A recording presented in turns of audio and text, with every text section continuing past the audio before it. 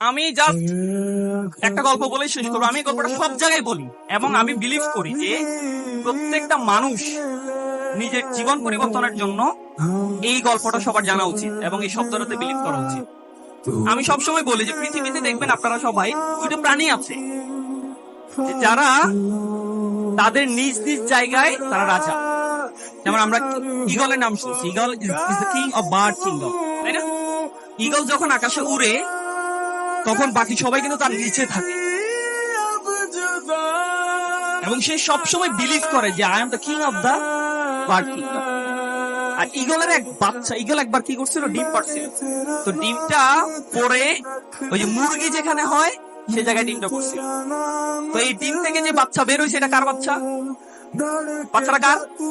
কিন্তু আছে কাদের সাথে? এখন এই বাচ্চা যখন ডিম ফুটে যখন বাচ্চা হইলো তখন সে তার আশেপাশে দেখতেছে সব মুরগি, এমনকি সে নিজেকে ঈগলের বাচ্চা চিন্তা করবে? করবে বলেন? তো নিজেকে বরাবরের মতো ওই মুরগির বাচ্চাই চিন্তা করলো। করে যখন সে একটু বড় হচ্ছে, লাফাইতে দেখে, তার মাকে বলতেছে যে এরা লাফাই কেন, এত লাফাই কেন? বলছে তুমিও পারবে একটু লাফাইতে। তো লাফাই এতটুকু উঠে। সে বিলিভ করছে যে মুরগি মানে হচ্ছে এর চেয়ে বেশি উঠতে পারেন, তাই তো নাকি? কিন্তু আসলে কি সে মুরগি ছিল? ছিল না। সে কিন্তু মুরগি না, সে কিন্তু ঈগল। সে যদি বিলিভ করতো যে I am the king of the bird kingdom, তখন কিন্তু সে আকাশে। এই যে বিশ্বাসটা, দৃষ্টিভঙ্গিটা, এটা যদি আমরা চেঞ্জ করতে না পারি, যত ক্যারিয়ার মিট আপ, যত স্কুল অফ ইঞ্জিনিয়ার, যত ধরনের মোটিভেশনাল সেশন আমরা নিই, বাট আমার নিজেকে আমি ডেভেলপ করতে পারবো। এই জন্য আমাকে we have to change our attitude. এবং দেখেন, একটা দৃষ্টিভঙ্গি কিন্তু মানুষের জীবন পরিবর্তন করে দিতে পারে। এক লোক বক্তব্য দিতে আসছে, এরকম বক্তব্য দিতে আসছে আমেরিকার একটা শহরে।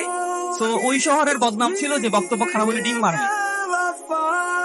তো সে কি করছে, যে বাজারে গিয়ে, বাজারে যারা সদাই টদাই করে, দোকানদার ডিম বিক্রি করে, তাদেরকে জিজ্ঞেস করছে যে আজকে বাজারে ডিম কেমন বিক্রি হচ্ছে।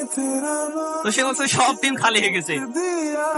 তো সে বেচারা খুব ভয়ে ছিল যে সব ডিম খালি হয়েছে মানে আজকে আমি যখন বক্তব্য দাঁড়াবো সমস্ত ডিম আমার মুখে।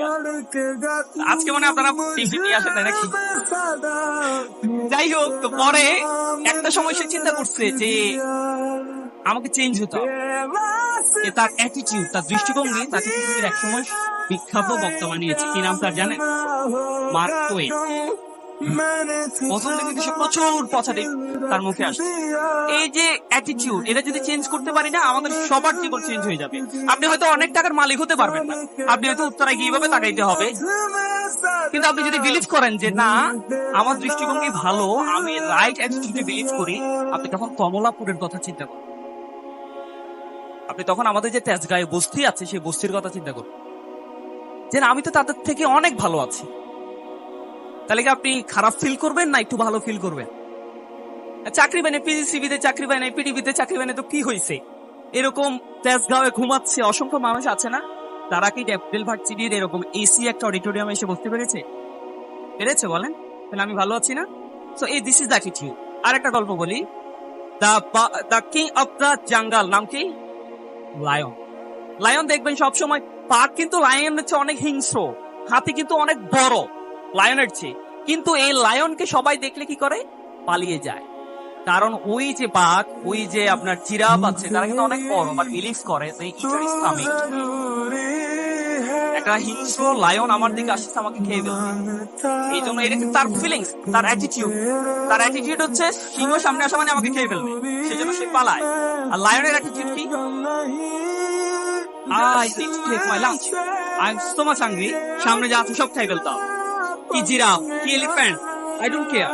আমার খাইতেই হবে তার। This is the attitude. আমরা যদি আমাদের অ্যাটিটিউড চেঞ্জ করতে পারি, আমরা যদি একটু, এই অ্যাটিটিউড চেঞ্জ হলে কনফিডেন্ট বাড়বে। আপনি যত জিরো পান আর কনফিডেন্ট হাই বলেন, এগুলো দিয়ে লাভ নেই আসলে। তো আমরা আমাদের জীবনকে চেঞ্জ করার জন্য, সুখ আনন্দ ফিল করার জন্য, একটু খুশি থাকার জন্য, হার্ট স্ট্রোক, ব্রেন স্ট্রোক, যত ধরনের হৃদরোগ আছে এগুলো থেকে বাঁচার জন্য অ্যাটিটিউড করতে হবে। দৃষ্টিভঙ্গি ঠিক হয়ে যাবে। আপনি ইঞ্জিনিয়ার, এমনি আপনার সমাজে দেখবেন, আমাদের সমাজ এখনো এত বেশি চেঞ্জ হয় না যে ইঞ্জিনিয়ার দেখলে এলাকার সবচেয়ে সুন্দরী মেয়েটাকে বিয়ে দিবে না। এখানে আপুরও আছে। আমাদের সোসাইটিতে এখনো কিন্তু এই বিলিফটা আছে যে মেয়েকে যখন বিয়ে দিতে চায় কি খুঁজে বলেন? ছেলেটা কি হওয়া দরকার? হয় ডাক্তার, না হয় ইঞ্জিনিয়ার। আমরা আছি না তালিকায়? যদি আমি বিয়ে করে ফেলছি আসলে, ঠিক আছে না? তো আমাদের কিন্তু সোসাইটিতে এখনো ভ্যালুসটা অনেক বেশি। তাহলে আমি কেন এত বেশি হতাশ হবো আমার জীবন নিয়ে, আমার লাইফ? আমি আমার জীবনের একটা গল্প বলি। আমি প্রথম ইন্টারভিউ দিতে আসছিলাম, তো আমি সকালে বসে আছি প্রাইভেট একটা কোম্পানি লিঙ্কে আসছিলাম আর কি। এক ভাই বলছিল আসছে, প্রস্তুতি নিয়ে আসছে। আমি সকাল থেকে বসে আছি, দুপুর হইলো, ওনারা শুধু মিটিং আর মিটিং করতেছে, আমাকে তারা কোনো ভ্যালু দিচ্ছে না। পরে লাঞ্চ করে আসলাম, বলছে যে মাগরিবের সময় আপনার ইন্টারভিউ দিবে। মাগরিব হলো 8টার দিকে আমাকে ইন্টারভিউ জন্য ডাকে। তো আমার স্যালারি তো 20,000 টাকা। আমি মাত্র ভার্সিটি থেকে বের হয়েছি, 20,000 টাকা স্যালারি। এটা কিন্তু আমাদের সোসাইটির জন্য অনেক, তাই না? আমরা অনেকে 10-12,000 টাকায় ঢুকে যাই। তো 20,000 টাকা স্যালারি ধরছে, বাট আমি ফিল করছি না এত টাকা আসলে হবে না, আর একটু বেশি। তা আমি আমার অনেক বড় ভাইয়ের সাথে যোগাযোগ করলাম, যোগাযোগ করে চিন্তা করলাম যে আসলে আমি কেমন ডিমান্ড তাদের কাছে চাইতে পারি। তো আমাকে কয়েকজন বড় ভাই বললো যে তুমি পার মান্থ 6 মাস পর পর 5,000 টাকা করে ইনক্রিমেন্ট চাইবা। তো আমি হিসাব করে দেখলাম 3 মাস পরে, 3 বছর পরে গিয়ে আমার 50,000 মতো স্যালারি হয়ে যায়। 3 বছর পরে একজন ইঞ্জিনিয়ার 50,000 বাংলাদেশে, এটা মোটামুটি ভালো একটা বিয়ে করার জন্য না। সেভাবে আমি সাবমিট করলাম। তো ওই মুরব্বী যিনি আছেন, আমি রেসপেক্ট করি সবাইকে, তিনি বলতেছে এই ছেলেটা মনে হয় চাকরির জন্য তার পায়ের স্যান্ডেল নষ্ট হয়ে গেছে। I was very shocked. আমি কিন্তু খুবই আঘাত পাইছি। আমি ইন্টারভিউ দিতে আসছি, তারা চাকরি দিবে না। ওকে ভাই, আপনাকে আমরা নিতে পারছি না, আপনি প্রচুর ডিমান্ড, এরকম না বলে বলতেছে এই ছেলেটার পায়ের স্যান্ডেল মনে হয় ক্ষয় হয় না রাস্তায় হাঁটতে হাঁটতে চাকরির জন্য। আর দ্যাট ওয়াজ মাই ইন্সপিরেশন। ওই কথাটা কিন্তু আমাকে খুব আঘাত দিয়েছে। মানে আমি বেশি কষ্ট পাই। এবং আমি একটা ইন্টারভিউ রুমে ঢুকছি 1 মাসের জন্য। আমার যাবতীয় মোবাইল যত নেটওয়ার্ক আছে, আমার মায়ের সাথে ছাড়া কারোর সাথে আমি কথা বলছি। ওই 1 মাস আমি প্রচুর পড়াশোনা করছি, প্রচুর পড়াশোনা করছি। আপনারা যারা ডুয়েটে গেছেন অ্যাডমিশনে, তারা কিন্তু অনেক পড়ার, ডেলি অনেকে 18 ঘন্টা পড়ে, 14 ঘন্টা পড়ে। আমি সবকিছু বন্ধ রাখছি, 28 টানা পড়াশোনা করছি। পরীক্ষা ওই প্রিপারেশন আমার জীবন চেঞ্জ করে দিচ্ছে। অনেকে হয়তো দেখবেন আমি সবসময় আড্ডা দিই, চা খাই, সবকিছু করি, ওই 28 দিন আমার জীবন চেঞ্জ। এরপরে গিয়ে আমি একটা বিশ্ববিদ্যালয়ে, আমি এরপরে যত পরীক্ষা দিয়েছি সব পরীক্ষা আমি টিকেছি। পরীক্ষা আমি নিজে থেকে। তো আপনাদের জীবনে কি ধরনের অপমানজনক সব কিন্তু আমাদের জীবনে কিন্তু আমরা কি করি, আমরা চিন্তা করি আমাকে অপমান করছে, আমাকে যদি কিছু হবে না দরজা লাগাই আমি কান্না করি। আমরা কিন্তু ওই জায়গা থেকে আমরা চাইলে কিন্তু আমাদের এই যে বিষয়গুলো আমাদেরকে অপমান করে, সেই জায়গা থেকে আমরা চাইলে নিয়ে কিন্তু আমি আমার জীবন, আমার মনে হয় আমরা আজকে থেকে আমাদের দৃষ্টিভঙ্গিকে চেঞ্জ করে ফেলবো। একজন ইঞ্জিনিয়ার হিসেবে সমাজে আমার দিকে কিন্তু মানুষজনের এমনিতেই ভালো চোখে তাকানো আছে, তাহলে আমি এত হতাশ হওয়ার কোনো দরকার নাই।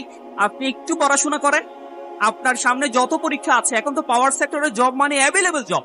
আমাদের ব্যালেন্সার কথা বলবে, প্রচুর জব অপরচুনিটি এখন বাংলাদেশে পাওয়ার সেক্টরে। আমরা পাওয়ার সেক্টরে জব করছি। সো আপনারা যদি 2 থেকে 3 মাস দরজা বন্ধ করে ভালো একটা পড়াশোনা করতে পারেন, আই বিলিভ বেলাল ভাই নিজে এসে আপনাদেরকে জব দিবে।